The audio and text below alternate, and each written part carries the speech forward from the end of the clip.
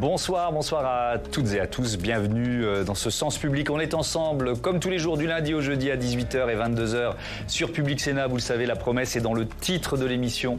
Donner du sens à l'actualité, se mettre au service du public, vous proposer des clés de compréhension des mutations de notre société. Et voici les titres du jour. On l'attendait depuis un mois. L'annonce du gouvernement Attal 2 est imminente. En tout cas, c'est l'information qu'on nous donne. Ce sera une équipe sans François Bayrou. Ça, c'est certain. Le président du MoDem a claqué la porte hier soir, ouvrant une crise politique dans la majorité présidentielle. Désaccord sur la ligne politique ou ambition personnelle, peut-être un peu des deux.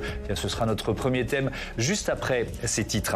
Et puis en seconde partie de ce Sens Public, notre nouveau rendez-vous tous les 15 jours jusqu'au 9 juin, date des élections européennes. Avec cette question, que fait l'Europe? On se posera cette question sur plusieurs thèmes. L'énergie, c'était il y a 15 jours. L'immigration, la gestion de crise, la transparence. Et ce soir, la transition écologique avec la présidente de la Commission européenne qui vient d'annoncer une pause dans la réduction des pesticides. La proposition sur les pesticides est devenue un symbole de polarisation. Elle a été rejetée par le Parlement européen. Il n'y a plus de progrès non plus au Conseil. Il faut donc faire quelque chose et c'est pourquoi je proposerai au Collège de retirer cette proposition. La colère des agriculteurs freine le virage écologique européen, mais le Green Deal, le pacte vert, était-il pour autant trop ambitieux? L'administration européenne doit-elle revoir sa copie, tenir mieux compte de l'impact social de cette transition? Réponse dans 45 minutes. Mais d'abord, donc, ce coup de tonnerre signé François Bayrou est raconté par Samia Dechir.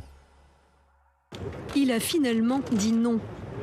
Hier, François Bayrou a annoncé qu'il n'entrerait pas au gouvernement, pressenti depuis 48 heures pour remplacer Amélie Oudéa-Castéra à l'Éducation nationale. Le président du MoDem n'occupera finalement pas le poste.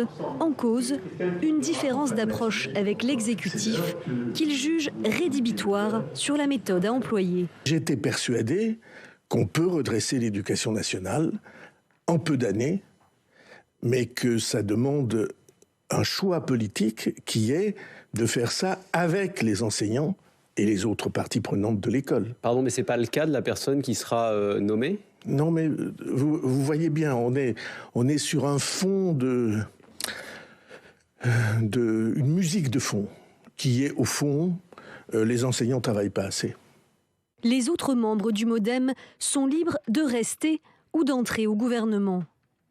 François Bayrou assure que son parti appartient toujours à la majorité présidentielle. Une position d'équilibriste que lui reprochent plusieurs élus du MoDem, remontée contre une décision prise sans concertation préalable. Si nous n'étions vraiment pas satisfaits de la place qui nous était proposée, il eût été envisageable de pratiquer le soutien sans participation. Nous sommes en train de choisir l'inverse, la participation sans le soutien. En refusant d'entrer au gouvernement, François Bayrou fragilise une majorité présidentielle déjà mal en point. Le président de la République a un problème avec sa majorité puisqu'il n'a pas de majorité depuis 2022. Et le problème, c'est quelle ligne politique ? Quelle ligne politique ? Quel cap ? François Bayrou va plus loin qu'une simple critique de la politique gouvernementale. Il n'exclut plus d'être candidat à la présidentielle 2027. Mais il lui faudra d'abord en finir avec les ennuis judiciaires. Le parquet de Paris a fait appel de sa relaxe dans l'affaire des assistants européens du MoDem. En refusant d'entrer au gouvernement, François Bayrou a-t-il lancé la course à la présidentielle 2027? On en débat tout de suite avec Sophie Dravinel. Bonsoir. Bonsoir. Bienvenue, vous êtes grand reporter au service politique du Figaro. Franck Morel, bonsoir. Et bienvenue, avocat associé chez Flichy-Granger, ancien conseiller social d'Édouard Philippe à Matignon, de plusieurs ministres également et expert à l'Institut Montaigne. On attend Bruno Cotresse, le politologue, qui arrive dans un instant. Ça, c'est le bonheur des taxis parisiens les jours de pluie. Voilà, la circulation dans la capitale. Tam Tranui, bonsoir Tam. Bonsoir. Bienvenue, éditorialiste politique. Allez, une question assez générale pour commencer, Sophie Dravinel. Que vous inspire, alors on a dit coup de tonnerre, on aurait pu dire coup de théâtre, on peut dire psychodrame, bref, il y a plein de qualificatifs. Ce psychodrame Bayrou, est-ce que c'est une histoire d'ego, de ligne politique? C'est un peu tout. Oui. François Bayrou, c'est quand même une figure de notre politique nationale. Je pense qu'il aurait fait, peut-être qu'il fera, mais plus globalement, il aurait fait un excellent président de la République. Sans doute, c'est vraiment une figure qui était vouée à ça et son regard sur l'État est très clairement solide, pensé. Enfin, il y en a peu comme lui, première chose. Ensuite, c'est vraiment quelqu'un, du coup, de particulier, effectivement. Et du coup, dans le monde politique, dans son parti, il a toujours géré son parti un peu seul. La décision qu'il a prise là, il l'a prise sans doute aussi très seul. Et c'est une décision qui lui appartient, lui. C'est pas une décision de parti, de formation. Oui, on y reviendra. Voilà. D'ailleurs, ça aura peut-être des conséquences à l'intérieur du Modem. Absolument. On a déjà vu aujourd'hui qu'il y avait plusieurs réactions, on en parlera. Et ça dit beaucoup quelque chose pour moi de ce qu'est l'homme. On ignore si vraiment il a été tenté de prendre un poste ou si c'est une posture. Il y a eu des tractations. Il y a eu des tractations, bien sûr, sans doute pour la défense. Sans doute qu'il aurait été très bien, je pense, dans un poste qui lui correspond très bien sur un mélange de politique de la ville, d'aménagement du territoire, de démocratie, de rapport avec les Français. Un grand ministère spécialement pour lui aurait été excellent et aurait vraiment répondu à ce qu'il pointe très bien, qui est un problème de relation entre la population française et les élites, pour caricaturer un peu. Oui, on peut. D'ailleurs, ce sera au cœur du second thème de notre émission, puisqu'on va parler de la transition écologique, du pacte vert européen et finalement de la difficulté pour les citoyens, il y a les agriculteurs, mais pas seulement, européens, à accepter, à intégrer la rapidité de cette transition et de cette transformation. Franck Morel, quelle est la part de calcul politique, quand même, d'après vous, dans la décision de François Bayrou? Indéniablement, c'est ce que vous disiez à l'instant. Il y a tout à la fois une question d'amour-propre, ça, et qui conduit plutôt à quelque chose d'un peu éruptif et d'un peu immédiat. Il est comme ça. Il est éruptif. Un petit peu comme ça, effectivement. Oui. Il a pu avoir dans le passé, effectivement, des réactions qui pouvaient se placer sur ce registre. On a, par exemple, en tête le long feuilleton de ses relations très conflictuelles avec Nicolas Sarkozy, par exemple. Mais on voit bien dans les mots qui sont choisis qu'il y a une petite partie qui relève de ça. Quand il évoque, par exemple, le fait qu'il s'agirait d'une démarche, je cite, d'une démarche d'humiliation, on voit bien que c'est un petit peu sur ce terrain de l'ego, de l'amour-propre qu'il se situe. Mais évidemment, ça n'est pas que cela. Et vous l'avez souligné à juste titre, il y a aussi une démarche d'analyse politique. Et d'ailleurs, les deux sujets sur lesquels il s'est positionné pour justifier sa position, c'est un sujet lié aux relations territoriales, aux relations France d'en haut, France d'en bas, Paris et reste de la France, et puis le sujet de l'éducation, pour expliquer en particulier pourquoi une éventuelle proposition de ministère des Armées ne cochait pas cette case, ne permettait pas d'aller dans cette direction. Alors après, il y a un aspect qu'il faut souligner. Dans un quinquennat qui est compliqué, dans le fait que le président actuel ne pourra pas se représenter, dans le fait aussi que sous la Ve République, on n'a jamais vu une majorité sortante être réélue sur son bilan. Sauf en 2022, mais dans des conditions très particulières. Eh bien, une dose de recul, on va dire, une dose de gourmet. Il faut sortir. Voilà. D'ailleurs, ça vaut pour Édouard Philippe aussi. Oui, est un acte politique, voilà, qui est posé en la matière. Alors, vous avez évoqué l'une et l'autre la proposition ou l'hypothèse du ministère de la Défense. Écoutons François Bayrou. Donc, il était ce matin l'invité de nos confrères de France Info et il a évoqué lui aussi cette proposition. Il est très clair. On me l'a proposé. On me dit, on vous propose de prendre le ministre des Armées, le ministère des Armées. C'est le seul secteur, à mes yeux, c'est le seul secteur qui va à peu près bien, en tout cas, qui relève les défis dans lesquels nous sommes. C'est le résultat de la politique suivie depuis 5 ans. Et je n'allais pas me donner le ridicule d'aller marcher sur les plates-bandes d'autres ministres dans le secteur qui, je considère, est à peu près le seul exemple de remise à niveau et de remise en vocation de notre pays. Sophie Dravinel, effectivement, restons un instant sur cette hypothèse ministère des Armées. Il n'y avait pas grand-chose à faire ? Ça roule tout seul ou alors qu'il y avait quand même un défi à relever? Il y a évidemment en matière de défense, en matière régalienne, en matière internationale, en matière intérieure, puisque la défense est quand même très impliquée, il y a évidemment un travail énorme. La seule chose, c'est que ce travail est beaucoup fait à l'Élysée. Et que donc, évidemment, c'est comme d'avoir placé M. Séjourné au Quai d'Orsay, Stéphane Séjourné, ministre des Affaires étrangères, qui est à minima une chose un peu surprenante. Et donc, Et je pense que chez François Bayrou, il y avait évidemment l'idée de ne pas vouloir perturber un ministère qui, justement, a besoin d'une certaine fluidité ces temps-ci, parce que la menace est réelle. Et François Bayrou, qui est un très fin en matière de politique internationale, le sait, le sent, et donc sans doute n'avait pas non plus envie de basculer, de bousculer, mais il n'avait pas non plus envie d'être sur un ministère qui, de fait, était dirigé par Emmanuel Macron, je pense, et qui est tout le temps à l'international, et qui est, sur ces questions de défense, extrêmement engagé. Donc ça, c'est un point. Après, je pense aussi, effectivement, qu'il n'avait pas envie, pour parler un peu facilement, de se cramer. Voilà. Et je sens que vous avez envie de développer là-dessus. Je voulais évoquer un point qui me paraît très signifiant dans cette affaire, c'est qu'on ne peut pas s'empêcher de rapprocher 3 faits politiques qui, mis ensemble, créent un cocktail un petit peu compliqué. Le premier fait politique, c'est le temps interminable que prend ce remaniement. Oui. Et le fait qu'on ne peut pas s'empêcher... Ça va faire un mois demain. Voilà, ça va faire un mois Gabriel demain. Attal a été nommé à Matignon. Et on ne peut pas s'empêcher d'y voir un vrai souci, un vrai problème en termes de fonctionnement. On en reparlera. Qui sait, peut-être qu'on va avoir la composition dans quelques minutes. Absolument, mais quand même si on l'a tout à l'heure, ça a pris beaucoup de temps et ça montre quand même, ça révèle quand même quelque chose d'embêtant en termes de fonctionnement. Le deuxième fait politique, c'est le sondage qui est paru, je crois, ce matin, et qui, pour la première fois... Valeurs actuelles. Alors, mercredi. Certes, valeurs actuelles, mais c'est un sondage qui révèle quelque chose d'extrêmement préoccupant. C'est le fait que Marine Le Pen, face à Édouard Philippe ou face à Gabriel Attal, fait soit 50-50, soit 51 et gagne. C'est la première fois. On n'a jamais eu un sondage d'une telle nature. Bon, avec toutes les limites, évidemment. On est à 3 ans, plus de 3 ans du scrutin. Et puis, on sait aussi que ça intéresse toujours... Alors là, on peut faire notre contre-critique, d'être les premiers quand on est patron de médias à dire voilà, pour la première fois, Marine Le Pen même si elle est faite à 47 ou 48, c'est déjà énorme. Et dans ce sondage, elle est très très loin devant au premier tour. Et donc, ce deuxième fait politique est extrêmement marquant et on ne peut pas s'empêcher de le rapprocher, troisième fait, de l'attitude effectivement de François Bayrou. Vis-à-vis d'Emmanuel Macron, mais également des remous que provoque l'attitude de François Bayrou au sein du MoDem. Et donc du débat qui ne peut pas manquer de survenir sur le positionnement des différents acteurs de la majorité au sein de la majorité. Juste, intervenir.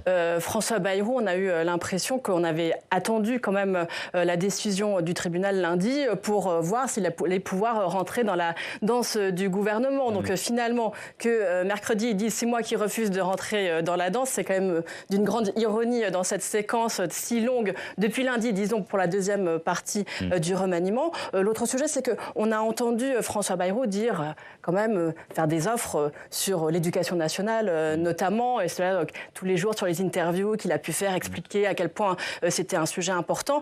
Et en réalité, quand on y pense un peu a posteriori, on se dit c'est vrai que ça aurait été quand même difficile parce qu'on sait que François Bayrou s'était opposé à la nomination de Gabriel Attal comme Premier ministre, que lui, son candidat, c'était Julien Denormandie. Alors, être nommé à l'Éducation nationale pour venir appliquer le programme de Gabriel Attal... Gabriel Attal avait clairement dit j'emmène ce thème avec moi à Matignon. C'est vrai que ça aurait été très très compliqué. On imagine quand même qu'on allait au-devant de certaines difficultés relationnelles importantes. Tiens, est-ce qu'on pourrait dire, Sophie Norinel, que Gabriel Attal est peut-être soulagé ce soir? Et non seulement on peut le dire, mais ensuite on peut même peut-être avancer qu'il ne souhaitait pas que François Bayrou rentre au gouvernement. On peut dire qu'il a peut-être même un peu gagné dans cette séquence. Et je pense qu'il y avait une forme de bras de fer et que Bruno Le Maire ne le souhaite pas plus.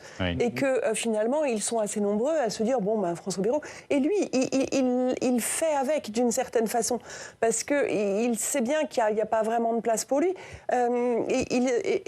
Du côté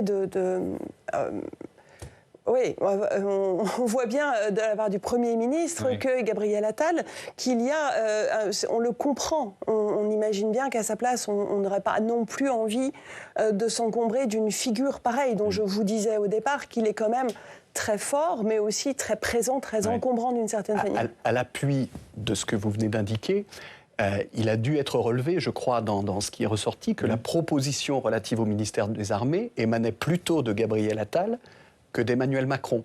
Ce qui peut éventuellement, dans un billard à plusieurs bandes, aller dans le sens de ce que vous indiquiez. Tiens, on accueille Bruno Cotresse, qui va faire une entrée, mais alors, franchement, ça s'appelle soigner son entrée. Voilà. Bonsoir Bruno. Bonsoir. Il était sympa, votre chauffeur de taxi. Très. Bon, c'est bien, un peu en retard, mais très sympa. Voilà. Bruno Cotresse, politologue, chercheur au CNRS et au CEVIPOF. Bienvenue à vous, c'est toujours un plaisir de vous accueillir sur le plateau de Sens Public. Bon, évidemment, on a ouvert ce débat sur la crise politique, parce que c'est peut-être le terme qu'il faut employer, ouverte par la décision de François Bayrou de refuser d'entrer au gouvernement Attal numéro 2. Comment vous l'analysez, vous ? Est-ce que vous parlez de crise politique, tiens ?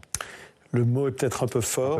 Il faut attendre de voir le comportement des parlementaires et du parti, du mouvement. On voit que ça crée des vagues à l'intérieur du mouvement. On a entendu Jean-Louis Bourlanges ce matin. Il y a d'autres réactions. Les ministres MoDem. Les rumeurs semblent dire que les ministres MoDem retrouveraient leur poste. Donc voilà, on va voir que ça va créer pas mal de perturbations, une turbulence. Mais quand même, il y a quelque chose qui est derrière. On voit que du point de vue du président du MoDem, il est dans une opération au fond de se réapproprier l'idée du centre. Et ce qui nous explique depuis quelques heures, et peut-être aussi depuis quelques semaines, c'est que d'après lui, cette idée aurait été un peu travestie, pervertie par l'exercice du pouvoir d'Emmanuel Macron, et que lui, il entend maintenant se réapproprier son idée à lui. Le et de gauche et de droite, c'est lui, le centre, c'est lui, pour toujours. Et donc c'est un peu ça qu'il est en train de... D'ailleurs, il avait donné une interview, je crois que c'était à nos confrères du Parisien aujourd'hui en France, disant le centre va gagner en 2027. Et quand je lisais ça, moi, le sous-titre, je lisais François Bayrou va gagner en 2027. Mais ça, on va y revenir. Vous citiez la réaction de Jean-Louis Bourlanges, député MoDem des Hauts-de-Seine, c'était sur X, enfin l'ex-Twitter, on va le lire, le MoDem est en pleine incohérence, les mots sont forts. François Bayrou a décidé sans aucune concertation avec personne d'afficher un désaccord de fond avec la majorité présidentielle, tout en recommandant aux députés de rester à bord et de participer au gouvernement.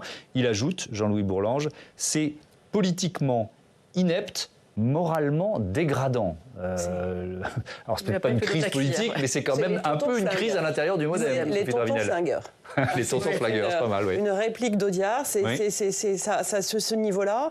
Et en interne, on imagine que les mots sont encore plus durs, encore plus forts. Oui. Et c'est ce que je disais peut-être maladroitement au départ, mais que c'est cette volonté unique de François Bayrou, finalement figure politique presque solitaire, indépendante de son mouvement. Et d'ailleurs, avec Marielle de Sarnez, tous les deux, ils fonctionnaient de cette façon-là.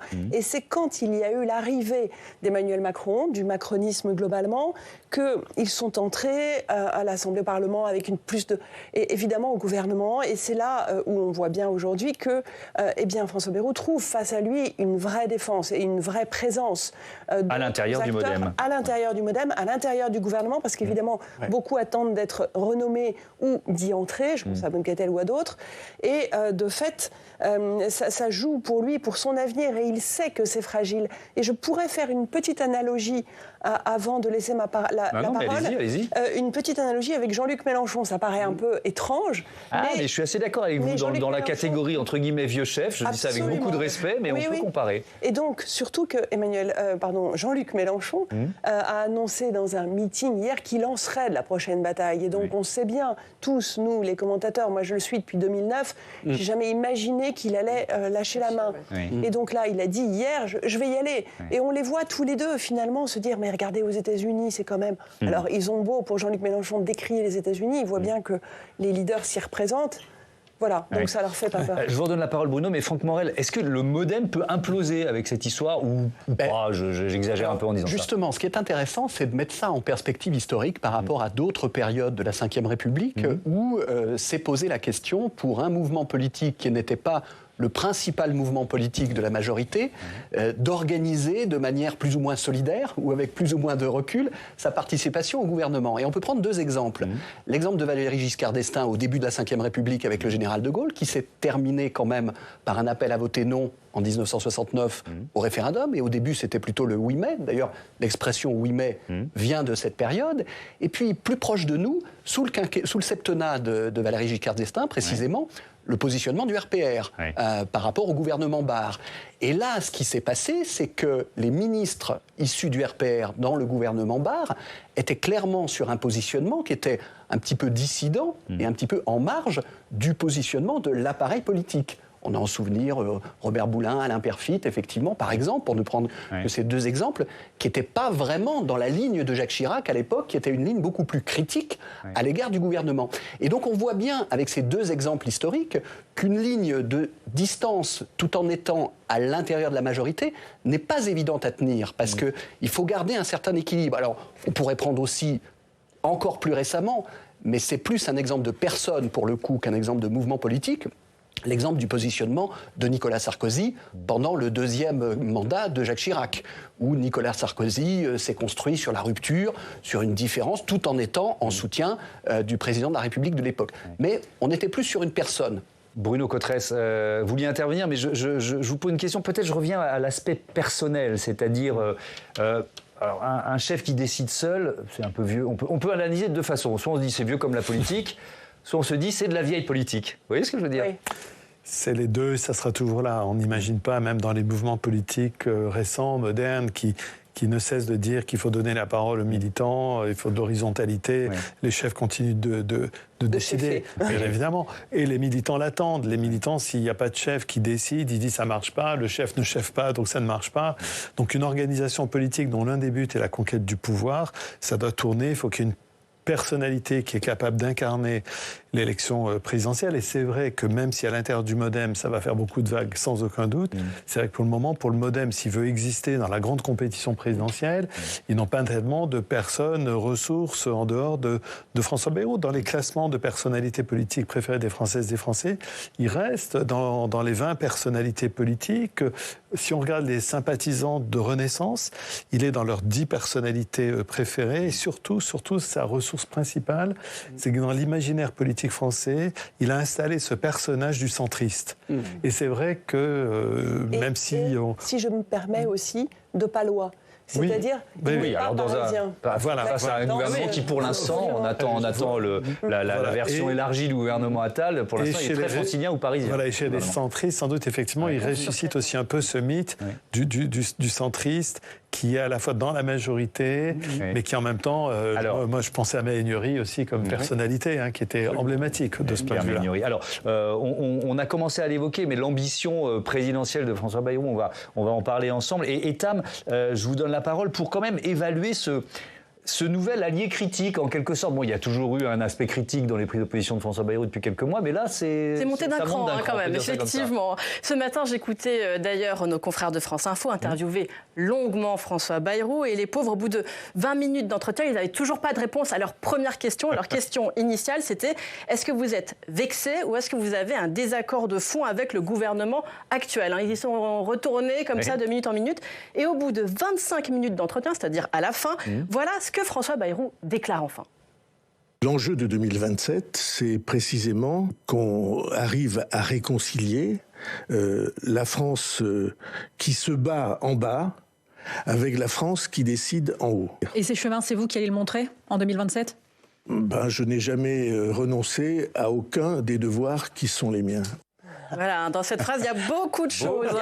Il y a tout, effectivement. Il y a la critique de François Bayrou à l'égard du gouvernement, qu'il juge donc trop techno, trop parisien, trop lointain. Il y a son projet politique à lui, la réconciliation de ces deux France. Et puis enfin, bien sûr, son horizon 2027. Du coup, j'ai obtenu la réponse à cette première question. François Bayrou a à la fois une blessure d'orgueil et un désaccord de fond avec le gouvernement. De quoi donc nourrir son ambition pour la présidentielle. Oui, tout en restant dans la majorité. C'est toute la difficulté, c'est toute la nuance. Comment prendre cette distance avec une majorité à laquelle on participe. Écoutez, François Bayrou, ça lui fait pas peur, c'est un habitué, l'allié vigilant, l'ennemi de l'intérieur, c'est un rôle qu'il connaît. C'est ce qu'on voit quand on parcourt notamment sa vie politique. À la tête de l'UDF, il a d'abord été un partenaire qui tenait à son indépendance à l'égard de l'UMP. Et puis, comme président du MoDem, finalement, il s'est mué en ennemi numéro 1 de Nicolas Sarkozy. On se rappelle notamment de son livre en 2009, Abus de pouvoir, qui lançait la campagne des européennes, mais surtout mettait sur orbite déjà son ambition pour la présidentielle de 2012. Détruire ses alliés d'hier pour relancer sa trajectoire solo, c'est une forme de destruction créatrice, dirons-nous. C'est vraiment une marque de fabrique pour François Bayrou. Et donc pour vous, c'est ce qu'il tente de faire en ce moment-là avec cette séquence. Exactement, je ne vais pas lâcher sur ma destruction créatrice. C'est ce concept de Schumpeter, exactement, qui dit que les innovations viennent détruire l'existant qui devient alors obsolète et que c'est ainsi que va le progrès. C'est un concept qui décrit bien aussi ce qu'a fait Emmanuel Macron en 2010. 2017 où il a quasiment tué les partis traditionnels à l'époque avec son En même temps pour incarner une nouvelle façon de gouverner, de transcender les clivages. Bon, la suite, on la connaît, c'est plus compliqué. Mais ce qu'Emmanuel Macron a concrétisé à l'époque, c'est exactement ce dont François Bayrou avait rêvé, mais pendant des années, le fait de dépasser le clivage droite-gauche. Vous regardez tous ses discours, il parlait que de ça, notamment en 2017. Et c'est sans doute ce qu'il doit ressentir dans un coin de sa tête comme une injustice, le fait que l'autre ait été élu en 2017, lui qui a été l'inoxydable candidat de 2002, 2007, 2012. Alors vous le croyez trop vieux pour 2027, on l'a dit, il faut regarder juste de l'autre côté, outre-Atlantique, Joe Biden. Il paraît qu'il y pense, François Bayrou, qu'il regarde cette trajectoire avec beaucoup d'intérêt. Joe Biden, qui vient d'avoir donc 81 ans. Oui, enfin Joe Biden, qui a quand même ressuscité l'ancien chancelier Helmut Kohl dans un entretien avec des journalistes américains il y a quelques jours. Bon, on va pas faire un débat sur les troubles cognitifs. On va pas faire un débat sur les troubles cognitifs de Joe Biden. Je suis pas sûr. Bon, bref. Voilà. Est-ce un modèle forcément? Il y a ça peut marcher. C'est pas notre débat. C'est pas notre débat. Mais Bruno Cotteret, sur l'ambition présidentielle, c'est toujours intéressant. Vu d'ici, moi je me dis mais comment c'est possible de garder comme ça ce feu là intérieur? Mais c'est ce que vous nous disiez tout à l'heure. Sinon, on fait pas de politique. Mais oui, on ferait pas de politique. Et puis, au fond, c'est aussi ça qui nous passionne dans l'observation et l'analyse de la politique. C'est comment sont faits ces animaux politiques pour conserver aussi longtemps la foi qu'ils ont, qu'un jour ils vont y arriver. C'est vrai que lui, il a beaucoup cette idée. Je partage ce qui vient d'être dit. Ça doit être terrible. Ces idées ont triomphé. Pas sans lui, parce qu'il a joué un rôle éminent parce que sans dans lui, l'élection d'Emmanuel Macron. On peut dire qu'Emmanuel Macron aurait sans doute pas été élu. Éminent. Quand on suit les intentions de vote, on voit que dès que François Bayrou se retire en février, les intentions de vote pour Emmanuel Macron grimpent de 5-6 points. Il faut toujours rappeler qu'Emmanuel Macron fait 24 au premier tour en 2017, mais Marine Le Pen 21, mais François Fillon 20 et Jean-Luc Mélenchon 19,58. Donc les 5-6 points, ils sont majeurs. Sans le concours de François Bayrou, peut-être qu'Emmanuel Macron n'aurait jamais été au deuxième tour. Et donc on comprend, mais c'est vrai qu'il a cette ambition cheville au corps. Alors les animaux politiques sont un mélange, je crois, inextricable, qu'on ne peut pas séparer de passion, de conviction pour leurs idées et d'ambition personnelle. C'est inséparable. On ne peut pas dire c'est des cyniques qui courent après le pouvoir ou ce sont des idéalistes. Ce sont les deux à la fois.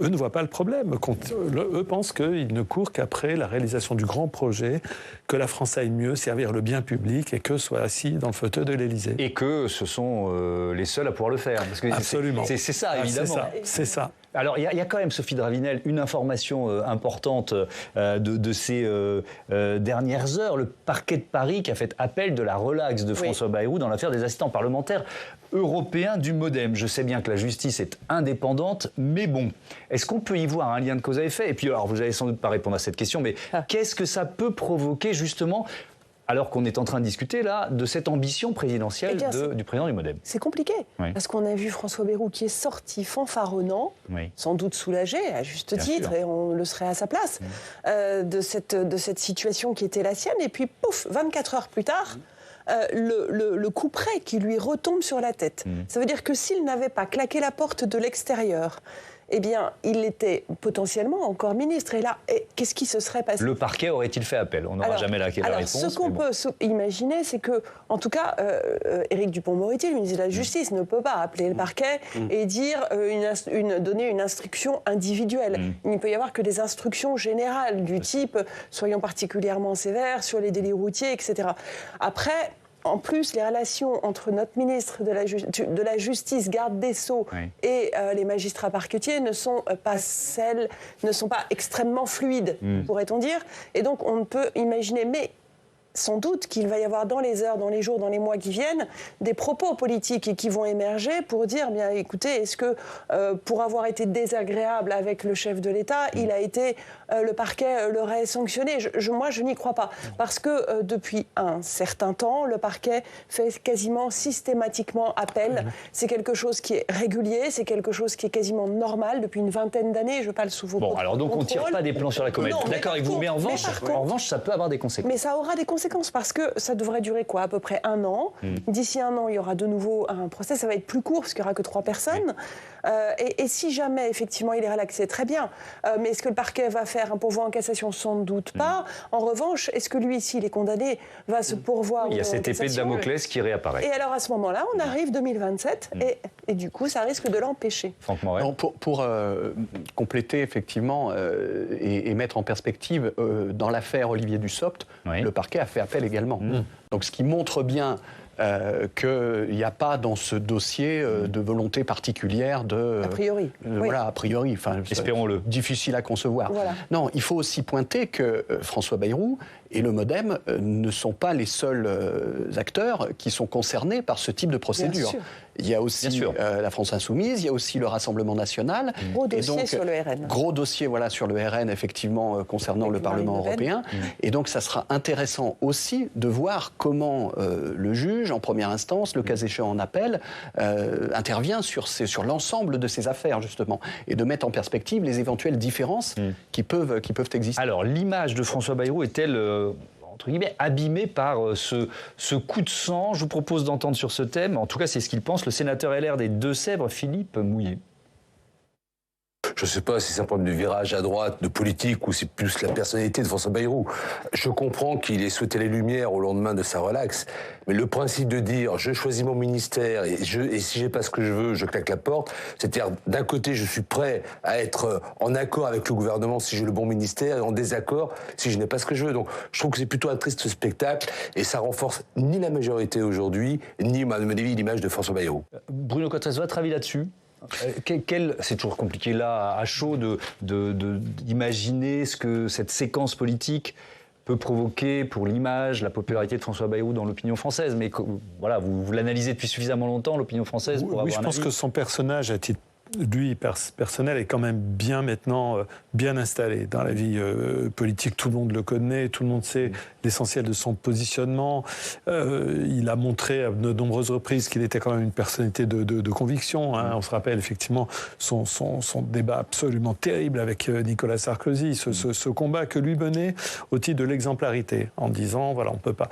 Donc il a un personnage qui est bien installé, je pense, dans l'opinion. Je ne suis pas sûr que tout ceci va fondamentalement bouger l'image de François Bayrou. Si on demandait aux Françaises et aux Français qui représente en France vraiment la quintessence du centrisme politique, son nom va assez vite apparaître. Par contre, c'est vrai qu'en toile de fond, ça contribue à toujours cette image que nous, on étudie au CEVIPOF. On va publier dans quelques jours notre baromètre de confiance politique et on va avoir à nouveau les mêmes données structurelles, une vie politique qui est perçue comme, au fond, un autre monde. Un autre monde. Les gens sont dans une autre histoire. L'histoire dans laquelle les gens sont, c'est une société qui est perçue comme pas juste, qui donne pas sa chance aux gens, qui ne rétribue pas les efforts, le mérite, et un monde politique qui est dans son univers un peu autocentré, tourné surtout vers lui-même.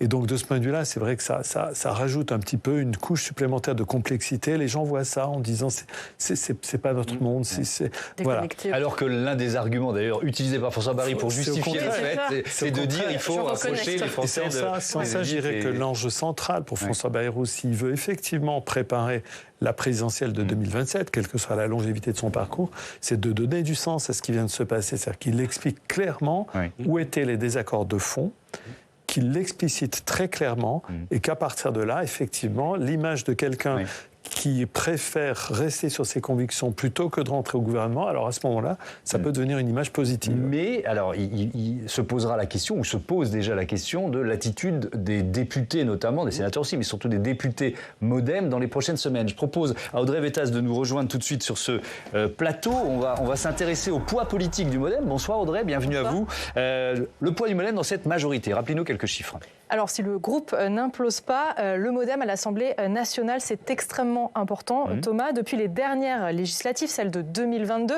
le MoDem s'est considérablement renforcé à la faveur d'accords avec Emmanuel Macron. Résultat, on recense 51 députés MoDem sur les 249 qui composent la majorité présidentielle. À titre d'exemple, si on compare avec les députés Horizon, donc le parti d'Édouard Philippe, autre allié de Renaissance, les députés députés Horizon, c'est 28 députés. Ça vous donne une idée du poids du parti de François Bayrou. En gros, c'est un député sur 5 de la majorité qui fait partie du MoDem. Poids important de François Bayrou dans un hémicycle où, je le rappelle, l'exécutif n'a pas la majorité absolue. Ça vous donne une idée aussi de l'impact à l'Assemblée si le MoDem refusait à l'avenir de travailler avec la majorité présidentielle. Et alors, au Sénat, des chiffres là aussi. Alors la présence du MoDem y est bien plus discrète avec seulement 4 membres de la Chambre haute qui sont encartés au Sénat et qui sont encartés au MoDem. Alain Cazabonne, Isabelle Florennes, Denise Saint-Pé et Jean-Marie Van Lerembert qui siègent dans le groupe Union Centriste. Alors ce qu'il faut savoir, c'est que le groupe Union Centriste au Sénat, c'est un groupe qui est important parce qu'il est capable de parler à la fois à la droite sénatoriale et à la fois au gouvernement.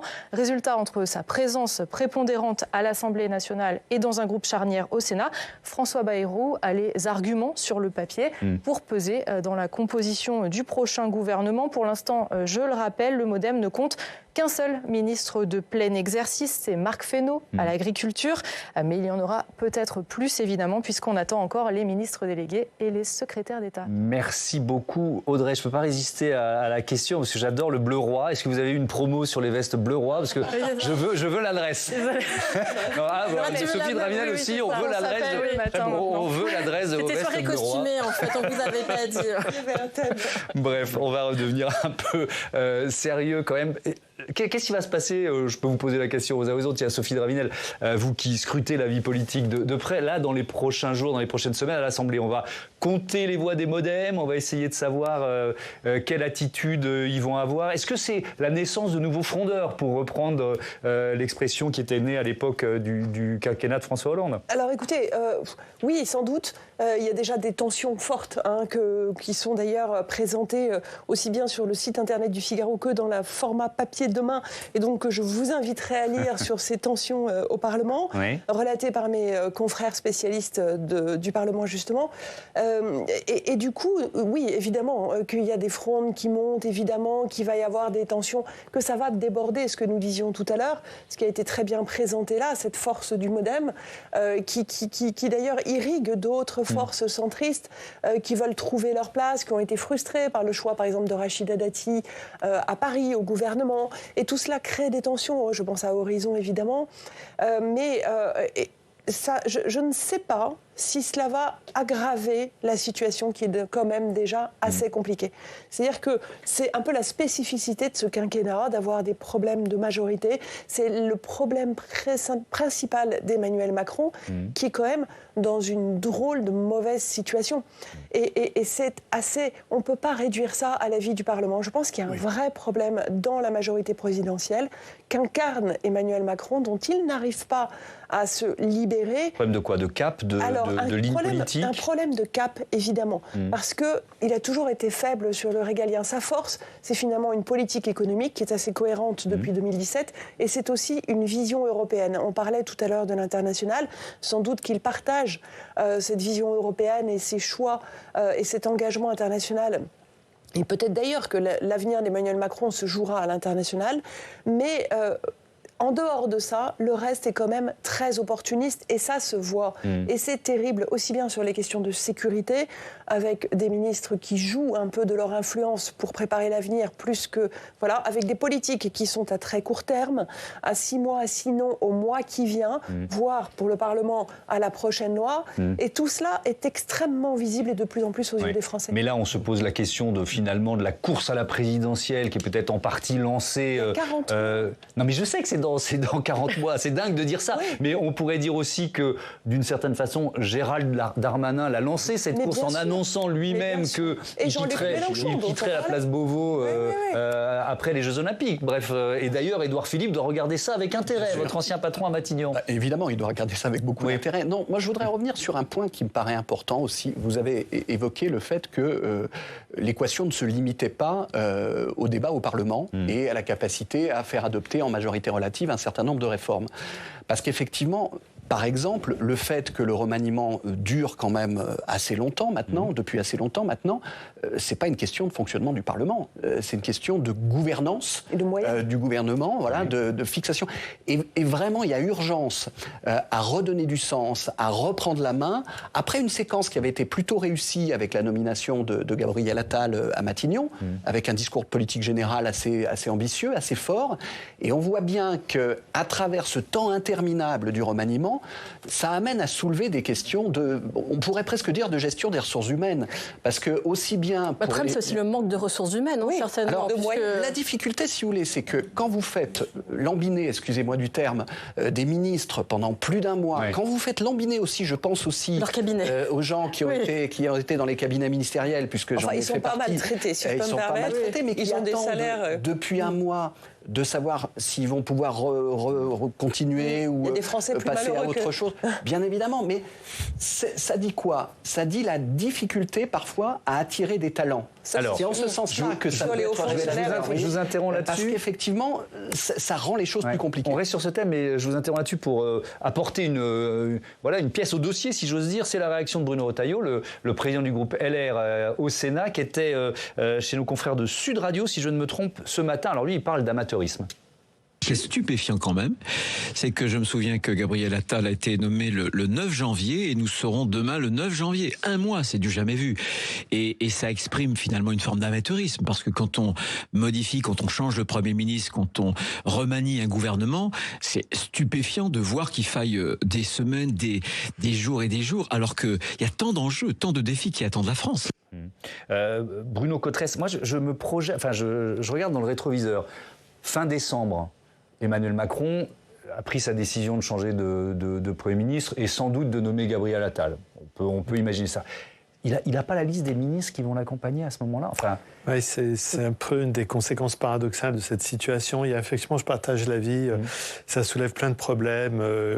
Les Françaises, les Français, ils voient ça, mais alors d'une certaine manière, ils pourraient dire, mais alors finalement, si on peut se passer de ministre pendant plusieurs semaines, on pourrait peut-être s'en passer tout court. Comme la Belgique. La Belgique, ça a duré combien de temps, la Belgique? Pas loin de 2 ans. Pas loin de 2 ans. Donc voilà. Et l'administration ça soulève effectivement en creux l'autre question de fond qui est, est-ce que ça veut dire qu'il y a des hésitations sur la direction de ce gouvernement? Et je partage totalement ce qui a été dit par Sophie Dravinel. Je pense que c'est ça le cœur du sujet. Et en creux, malgré la dimension sans doute personnelle de l'histoire avec François Bayrou, mais en creux, ça parle de ça. C'est-à-dire, au fond, c'est un pouvoir qui est en place depuis pas loin d'un septennat, en fait. Dans quelques mois, ça fera 7 ans. Et il est atteint par les problèmes d'usure, c'est-à-dire à la fois d'usure de ressources humaines, d'usure dans sa capacité à être fidèle à ses projets de départ, d'usure de toutes les crises qui ont été traversées, et d'usure du regard que les Françaises et les Français portent sur eux. C'est-à-dire d'une certaine manière, aujourd'hui, il est très difficile d'expliquer, au bout de pas loin de 7 ans de pouvoir, ça y est, il y a des trucs super urgents. Et il y a un énoncé qui est oxymorique ou totalement paradoxal. Ça percute le discours de Gabriel Attal aussi. C'est-à-dire le jeune d'efficacité, d'action. Bien sûr qu'il faut, il faut lui faire crédit de ce dynamisme. Il faut plutôt souhaiter qu'il réussisse. Et voilà, il va faire ses preuves sans aucun doute. Mais il y a une sorte d'énoncé paradoxal qui est un pouvoir qui est là depuis 7 ans et qui dit il y a des trucs super urgents. Il faut être efficace maintenant. Il faut agir vraiment très vite. Et donc voilà, et les gens perçoivent tout ça. Je partage totalement ce qu'a dit Sophie Dravinel. Les gens comprennent au fond tout ça. Pour dire quelque chose d'un peu positif, peut-être pour Gabriel Attal aussi, on a eu l'impression au début qu'il allait être un super porte-parole, qu'il allait être le clone d'Emmanuel Macron, qu'il allait être d'accord avec lui sur absolument tout, qu'il n'avait pas du tout eu de prise sur son premier gouvernement.